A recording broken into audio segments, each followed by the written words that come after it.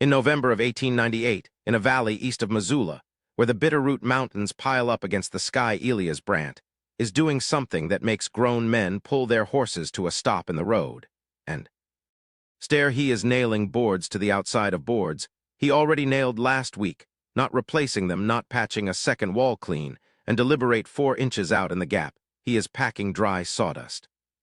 With a paddle, layer by patient layer, tamping it firm, moving up the wall, his breath fogs in the frozen meadow ere Werner Schaefer slows his buckboard on the Lolo Creek road, leans over his reins, and watches for a long moment. Werner calls out, "Elias, you building a coffin for yourself, or for that sorry excuse of a milk cow?" He slaps the reins and laughs, the sound trailing behind. Elias doesn't look up. He places another clean nail. He is 54 years old. His hands look like they've been through a war. His back aches in a way he has stopped noting. He has $112 and a German engineering pamphlet folded in his coat pocket.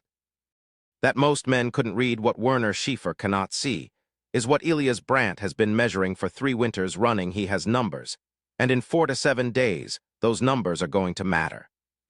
More than anything else in this valley, he came to the Bitterroot in 1881 with $420, and the particular stubbornness of a man decided he spent $300 on 160 acres of creek bottom land. Good grass, south-facing slope, timber enough. He built his first cabin the way everyone built their first green timber single-wall fireplace that drew half the time. The first winter took 2 of his 4 cattle. He rode it down. The second winter killed the other 2, and nearly killed him. He lay in his bunk for 11 days in January 1883 with a fever burning every stick of furniture except the bunk to keep the stove alive. A Salish trapper named Anton found him on the 12th day, hauled him to a neighbor's house, and disappeared back into the timber. Elias recovered with $68 and a conviction like a stone. He was not going to leave. He was not going to die. Understand why cold killed things, and exactly how to stop it. He rebuilt. He bought cattle again. He replanted. He rechinked the walls, even with better chinking. The inside temperature gap wasn't enough. The cold was still winning, just more slowly. The pamphlet from Bavaria arrived in the spring of 1896.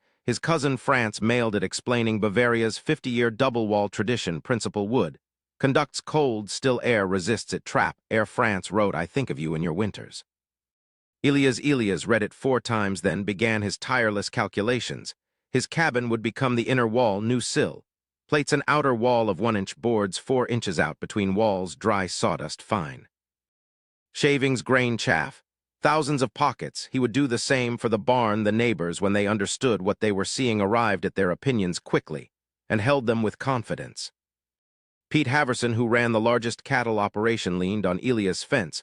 Post one November afternoon, "I reckon," Pete said, "when spring comes and that sawdust shifts, you'll have the finest ventilated cabin." He smiled, the smile of a man being generous, then tipped his hat and rode away. Young Carson Teal called out, "Looks like you're giving that barn a winter coat, old man."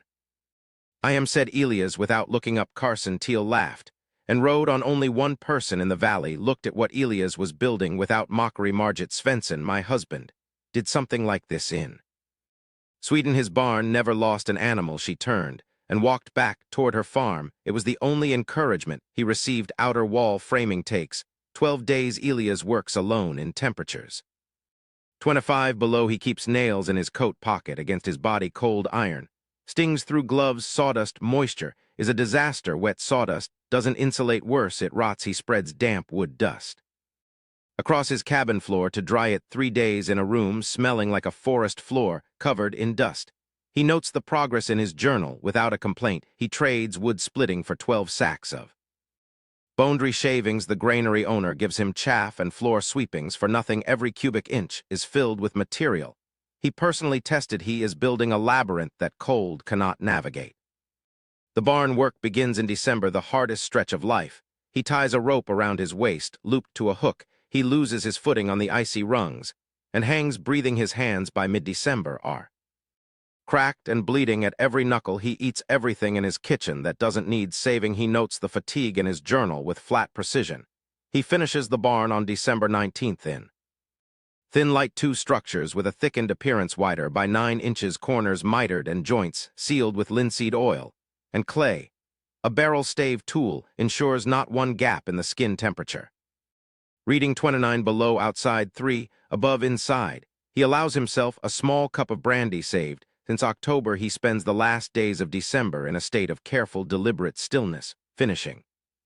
Work a second pass of chinking on the cabin's north wall, he installs a baffle in the barn's ventilation gap to block wind. Heavy wool blankets bought at an auction are hung over windows. He brings a third of his firewood inside to dry storage. He checks his 8 cattle, feeling the warmth behind their ears on December 23rd. He writes in his journal, completed now, we will see Christmas Day. 27 below outside 3, above inside stove at half the sky on January 4th, has a brass yellow quality, ominous stillness. The storm will come soon, Margit said, not a question. By noon horses move. In tight circles, tails tucked, ears flat. By 2 the wind comes. Sustained at 40 miles an hour, snow being thrown horizontally from somewhere very cold and high. By dark, it is a blizzard. By midnight it is something else entirely. The wind reaches 60 miles an hour. Then 70, the temperature drops to 38 below. By 3 in the morning, it is 4 to 4 below zero, a white horizontal fury. The air itself seems solid, a moving wall of cold that presses like a hand. A man who opens his door cannot see his own hand at arm's length. The sound is everywhere, a roaring without direction, and beneath it the crack of timber. Cold is not a temperature, it is a force with an agenda. It finds every gap with the efficiency of something practicing for 10,000 years. It works until the inside is the same as the outside and warmth is gone. Werner Schaefer has 40 head in a solid timber barn well built by the standards of the Lolo Creek Valley. The wind comes through the sum of every joint and every shrinkage crack. Werner's barn has no second wall. By morning Werner will have 2 animals dead, a cow heavy with calf, and an aging bull. Pete Halverson's barn is worse. His rough green lumber cannot stand against 4 to 4 below, and 7 to mile winds. By 2 in the morning cattle are dying from the plain equation of heat, lost faster than they can generate. He counts 23 dead when he forces the barn door open on January 7th. 23 head at $18.99 cattle. Prices, that's $460 standing frozen in the straw. $460 that walked in alive and came out in pieces. Carl Biggs burns his furniture, chairs, table, then his bunk, trying to keep his cabin sustainable. By dawn furniture is gone, fire dying. Carl Biggs is in the worst trouble of his life. He survives by wrapping in cloth, pressing against the cooling stove. Until the wind drops he will lose 3 fingers. He will never call double walls unnecessary again. Inside Elias Brandt's cabin the stove is burning at full capacity, loaded every 2 hours. Methodical burn that a man with a notebook and fuel records knows how to maintain. He is wearing his wool union suit and 1 flannel shirt. He is warm. At midnight the thermometer inside the cabin reads 4 below zero, outside 4 to 4 below. The difference inside his double-wall cabin is 48 degrees Fahrenheit, 48 degrees. He ties a rope from cabin to barn. He follows the rope hand over hand through the blinding white dark, leaning into the wind, fighting for steps across 20 yards. The barn door takes both hands and all his weight. He gets inside, drags it shut, and lights his lantern. He holds the thermometer at arm's height and waits. He hears the wind, a deep sustained pressing sound. He watches the lantern flame, no flicker, no draft. He reads the thermometer 14 degrees Fahrenheit. He reads it again, 14 above, outside 4 to 4 below. Difference is 58 degrees. Proof lands like something solid. 58 degrees warmer than the air, killing everything outside. His cattle stand loose, steam rising, eyes calm and dark. They know nothing of engineering, only that they aren't cold. His oldest cow pushes her warm nose against his coat. He puts his hand on her face. She is alive. He stands there for a long time. The storm hammers the outer wall with everything it has. The boards hold the cold, finds the air gap and stops there, stopped by stillness. Millions of tiny pockets, each a quiet refusal. Together they are a wall that cold cannot cross. The inner wall never feels the wind, not once. 14 degrees above zero. 8 living animals breathing soft in the lamplight. 4 inches of silence. He goes back to the cabin along his rope. He banks the stove. He sleeps on January 7th. The storm breaks with sudden indifference. The sky turns a cold, clean blue. The damage is serious: collapsed roofs, lost livestock, and the weight of Carl Biggs's injury. The Lolo Creek road is impassable for 3 days, choked by 7-foot drifts. Werner Schaefer comes to Elias' fence on January 8th. A big man with large hands, he looks at the cabin. And the barn both intact, neither marked by the storm. How many do you lose? Werner asks, none says. Elias Werner is quiet, looking at the double wall. 4 inches of invisible silence. How warm in the barn? Werner asks. His buckboard voice is gone. 14 above at midnight. Elias says 4 to 4 below. Outside, Werner does the arithmetic on his face. That's 58 degrees. Werner nods, slowly counting the cost of not having asked. I'll need to rebuild my barn this spring. He says, I know how it's done. Says Elias. Pete Halverson comes 3 days later, hat in hand. He lost 23 head. The number is on him, visible in his careful walk. Choosing his words, I want to know what you did. Pete says, I'll show you, says Elias. He walks Pete around both structures, explaining the principle. Pete listens like a man for whom tuition is paid. Better questions than Elias expected. A man done being wrong at the end. Pete stands looking at the barn. I said your double wall was fancy nonsense. Pete says you said something similar to me directly. Elias says I was wrong. Help me build this for my barn. I'll help you. Elias says bring your own sawdust. Pete Halverson laughs.